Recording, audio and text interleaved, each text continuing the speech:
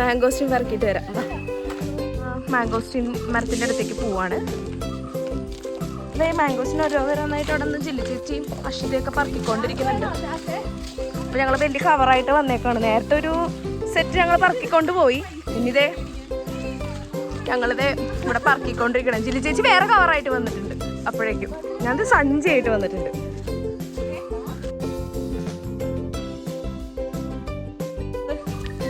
അമ്മയൂന് എന്താ പറയാനുള്ളത്? പറയൂ. എനിക്ക് പ്രത്യേകിച്ചൊന്നും പറയാൻ. അപ്പൊ ഇങ്ങനെ പറക്കി ഇങ്ങനെ പോവാണ്. ഓൾറെഡി ഇവിടെ തോട്ടക്കാരൻ പറിക്കുന്നുണ്ട്. അതിൻ്റെ ഇടയിൽ കൂടെയാണ് നമ്മൾ താഴെ വീണത് പറക്കിയെടുക്കുവാണ്.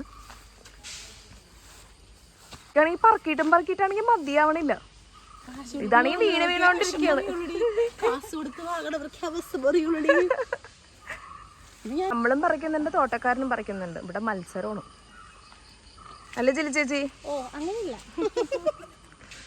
ബാക്കി നമ്മളിതേ റൂമിലോട്ട് പോവാണ്.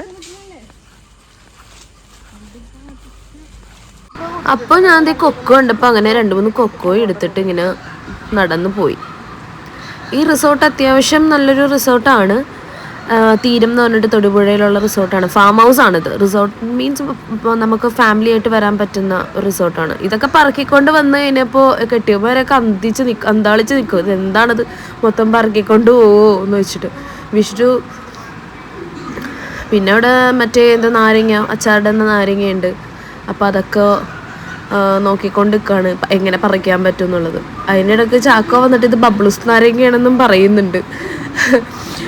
ഇത് ആക്ച്വലി എനിക്ക് തോന്നുന്നത് നാരങ്ങ മറ്റേ അച്ചാറിടുന്ന വടുകൾപ്പൊടിയ നാരങ്ങയാണെന്നാണ് തോന്നുന്നത്. അതാണ് സംഭവം.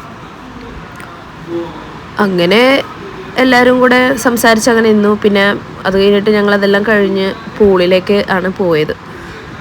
പിള്ളേർക്ക് കളിക്കാനുള്ള ചെറിയ അത്യാവശ്യം സെപ്പറേറ്റ് ആയിട്ടുള്ളൊരു പൂളുണ്ട്.